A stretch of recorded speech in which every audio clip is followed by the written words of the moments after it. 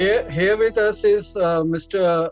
Arvind Panagariya, former Niti Aayog Vice Chairman and currently Professor of Economics at Columbia University. He needs no introduction. Welcome, Mr. Panagariya, in our show.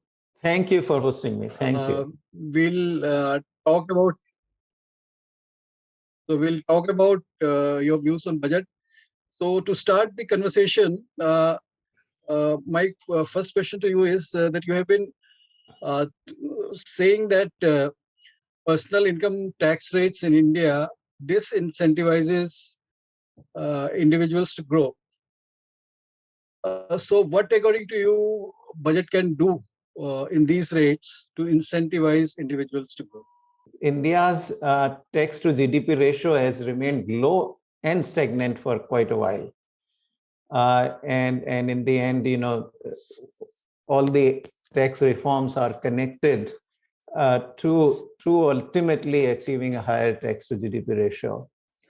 Now, as a part of that, I've also said that, when tax rates, personal income tax rates rise up to, over 40%, maybe even in some cases, because of different cesses or surcharges rising almost to 45%. I haven't done the calculations, but, any rates that are going to 40 or beyond, disincentivize the individuals. Then people feel that, well, is my hard work worth it?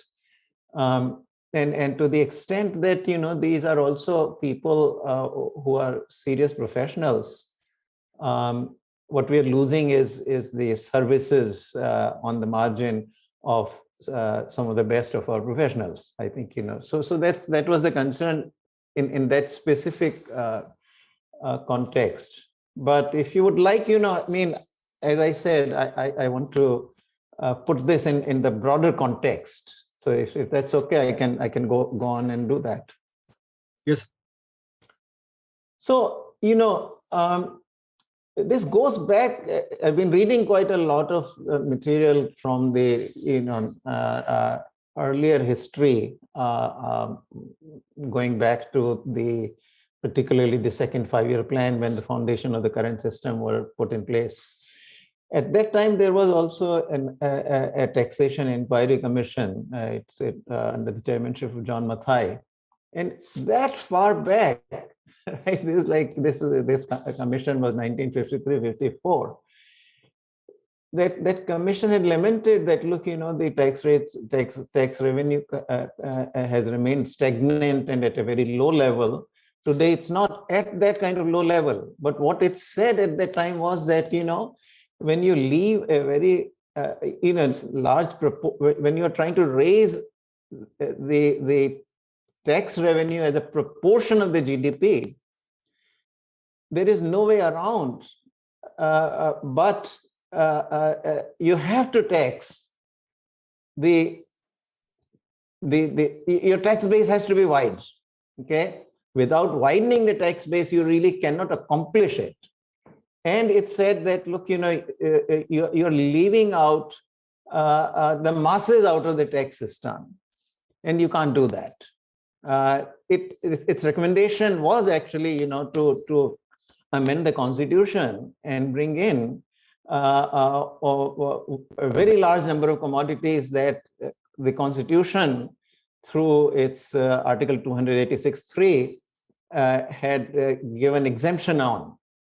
But it was a bold thing to say at that time, when the entire country was very, very poor, and yet this is what it recommended. It also recommended, actually, by the way, taxation of agricultural income. And at that time, of course, agricultural income was taxed by some of the states. It was a state, it was under the purview of the states. And some states were actually taxing agricultural income as well around that time. So that Mathai committee or Mathai commission made note of that. So I give you this background that we still kind of remain in that kind of situation, that too much is left out of the base. Now, if you look at, for example, income tax base, you got what, 5 crore people probably paying the taxes out of a population of 138 crore people, or at least the households still, if you want to say 5 crore households, that's out of a fewer, but still, it's a very small proportion of the total number of households in India. So you leave that out. Then you come to indirect taxation, GST. Now, nearly 50% of the commodities in the consumption basket in the CPI are in the exemption category. And then there is probably a sizable proportion of the commodities also taxed only at 5%. So, when you leave out of the tax base so many either taxpayers or commodities which ought to be part of the GST, then your tax effort is going to really be inadequate to raise the amount of revenue that you are trying to raise. So that's a broad point. Now, what one needs to do is to broaden the tax base. I mean, so that's the first part I would say, one that needs thinking at a very high level. We know that, taxing the or expanding the tax base on income taxation is a true challenge. In the current environment, you simply cannot tax agricultural income. I think politically that's a hot potato, nobody will touch that. And so it seems to me that the natural, therefore, way to tax the large part of the population is through indirect taxes, which is GST.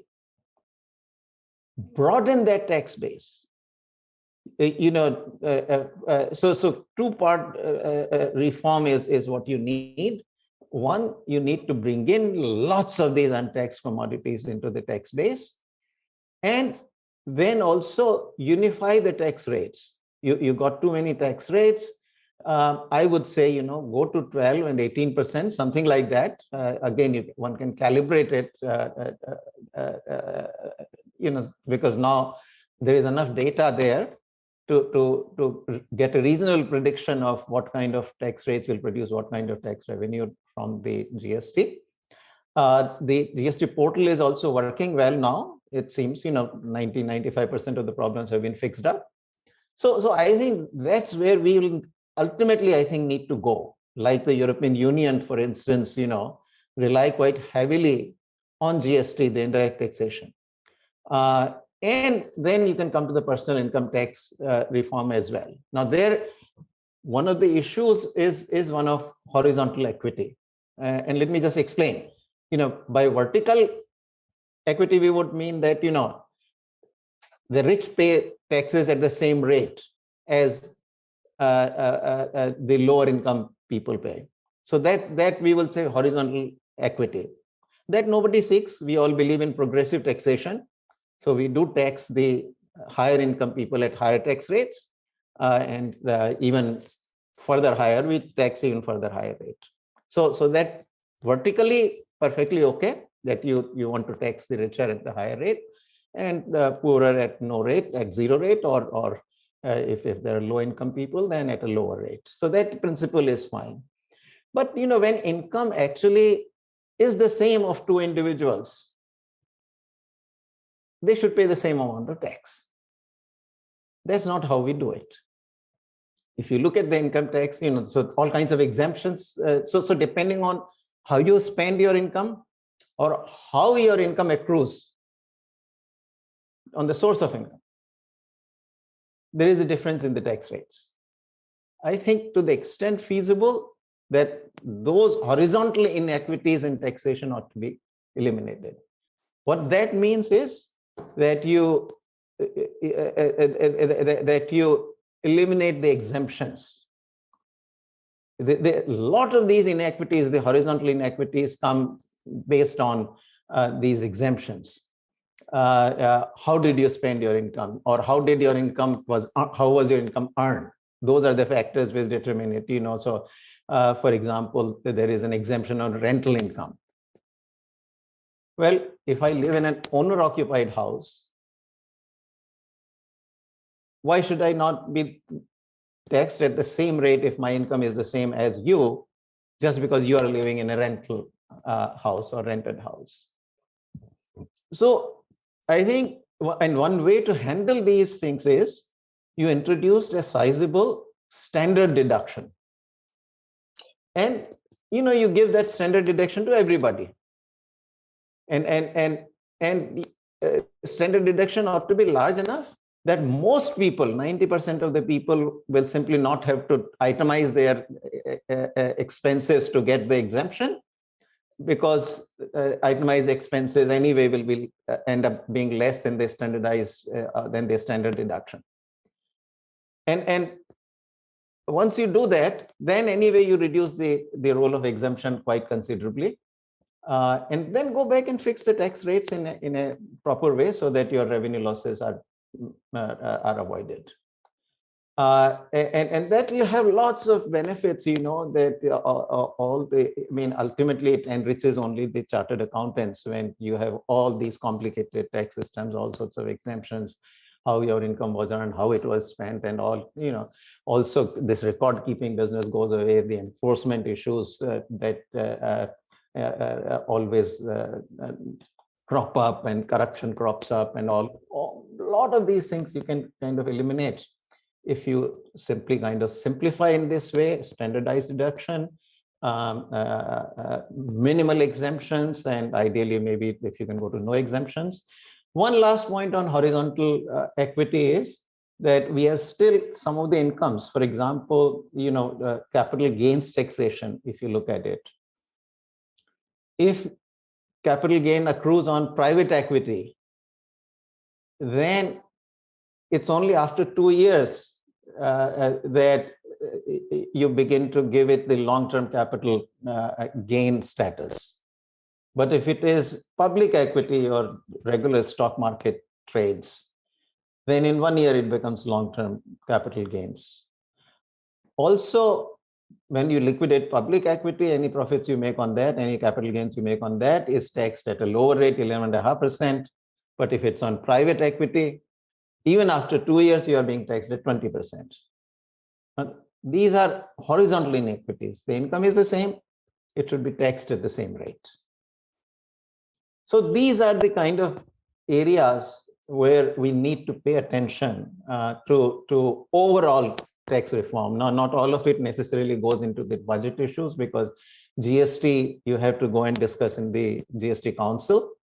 But these are the things that the finance ministry really needs to take a close look at. Recently, advanced estimates came out, and these showed that private final consumption expenditure, denoting the demand in the economy, still below pre-COVID times. So in that context, is there a case for increasing threshold for income tax exemption in the budget? I would not go through that route for sure. I think when you introduce these exemptions, they are very difficult to withdraw. And so, if there was a compulsion to do something like that, I would rather, do a one-time transfer. But again, I don't think that's really required, simply because, you have to look at quarterly expenditures. I haven't checked the quarterly expenditures. If the bulk of this expenditure decline was in the quarter when we had the second wave of infections, then it seems to me that there is an obvious reason why the consumption expenditure still is below pre-COVID level. So one needs to check that. Because as long as the infections remain high, as long as people are not able to go out, what the reason is for the expenditure to remain below the pre-COVID level, because we are still in COVID.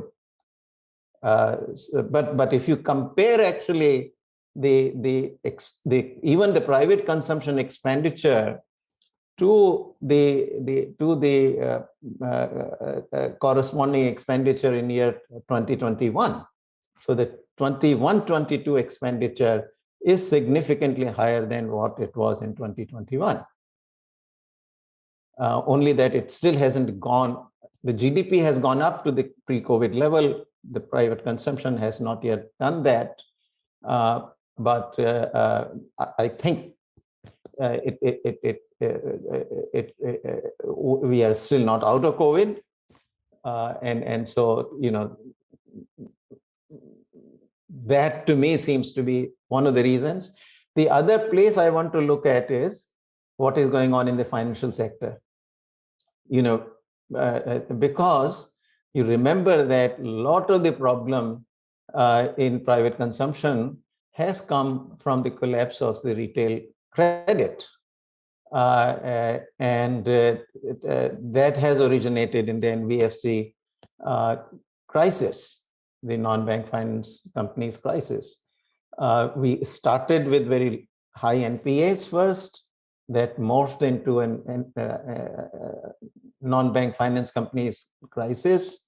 And a lot of the consumer loans come from NBFCs. So when the NBFC credit actually collapses, it's the consumer loans that get impacted adversely. So some of the answer may also lie there. Personal income tax rates in India are still the highest among one of the highest in the world. And you also talked about phasing out exemptions and increasing base. So, are you suggesting lowering income tax rates? Oh, absolutely. I mean, I certainly at the high end you need to do that. I think at the low end, where they are quite low, actually, I should say, and some. If one introduces this kind of standard deduction, then at the low end, they will be helped yet more by that standard deduction. But at the high end, we are taxing at too high a rate. I should acknowledge, by the way, this I had not realized until I filed my own taxes for the latest year. That some good changes have been made. Actually, the finance ministry has introduced a new track. So today there are two schedules of taxation. There's an old schedule and there's a new schedule. And in the new schedule, yes, lots of exemptions have been actually removed, and the tax rates reduced. Not at the top, but the way, like once you go from, for example, 5 lakh to 10 lakh, so you don't jump immediately to 20% from 10%. So I think 5 lakh to 5 lakh to 7.5 lakhs, you go to, I think maybe then you go to 10%, and then 7.5 lakhs to 10 lakh when you go to 15%. Whereas under the old system, I think you go straight to 20% or something. You are not in agreement with Piketty's proposal on taxes. I mean, the World Inequity Report had shown that inequalities have increased in India and other emerging market economies, and they have proposed a kind of super rich tax. So in a way, you don't seem to be agreeing with that idea. Is it so? If you could really eliminate inequities that way, I'll go with it. I don't think you can. I mean, these are all feel-good proposals because everybody wants to tax the rich and all. But if you can really achieve equity through that, I'll go with it. But what I fear it is likely to do is to simply disincentivize wealth creation. And if you are going to really reduce inequality by disincentivizing the wealth creation in a poor country like India, I don't think that makes sense to me, because that's what we did for 50 years. I mean, we were the country at one time that used to tax income when you also include the wealth tax at a rate exceeding 100%. Now you tell me, I mean, that was a very silly thing to do. So we moved away from it finally after post 1991 reforms. And we started actually with a good set of tax rates, 10, 20, and 30%, if I remember correctly, when the reform was done during, I think that was during Prime Minister Dev Gowda's period, actually, that reform was done. But we've gone back to very high income tax rates at the top end. So, I mean, you name one country to me, or let Piketty name one country which has, through this kind of taxation, brought down perceptibly inequality. I don't think you have. And I can name you plenty of countries which tried to do this, and all they did was to decimate the wealth creation process. I mean, we had all this history. Remember all the MRTP Act, etc. This is the catch-all term was the concentration of wealth. Our standard term in this 70s we used is concentration of wealth. We got to stop that. I don't think we stopped any concentration of wealth. That continued. Mr. Panagariya, you have been advocating reducing customs tariffs, but the government has been rather raising them to for the purpose of Atmanirbhar Bharat program. And the government has also announced a PLI scheme for 13 sectors. In this connection, what will you advocate in the budget, in the sense that should it now keep customs tariffs as it is, or should now they reduce it? Well, my pitch has been, it's well known, my pitch has been that we need to roll these back. But if we are not going to do that, at least let's sign free trade agreements with some of the countries. Now, apparently from reports in your own newspaper, the Business Standard, I gather that Secretary of Commerce has said that he is actively now negotiating FTAs with UAE, UK, European Union, Australia, Canada. So if we do that, that'll be very good. I mean, I'm particularly excited if we can sign one with the European Union, because that's a large market, and that will also induce a good bit of liberalization in our own economy. Look, the tariff rates of 40% or higher, and some of which actually go to beyond 100%.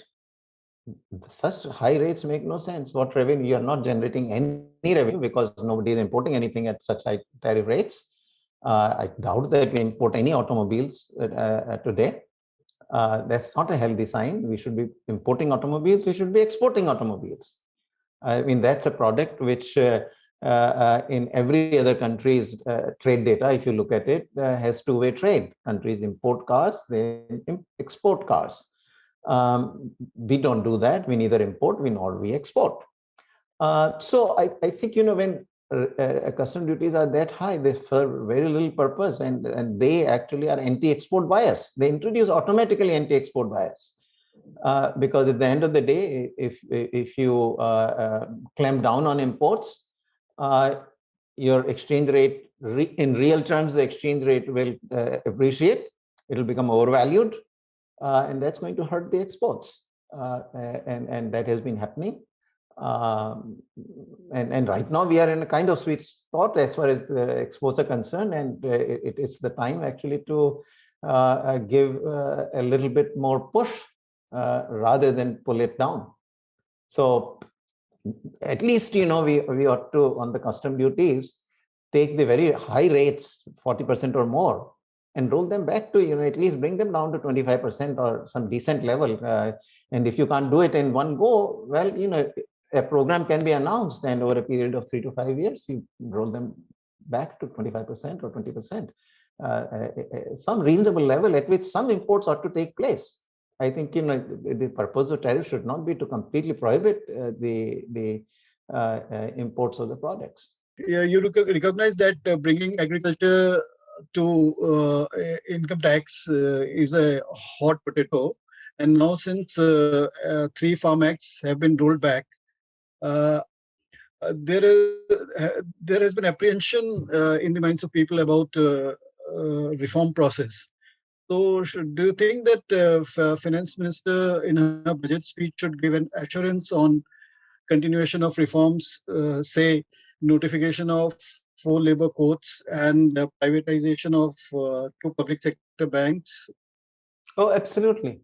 I mean, but that's the test now.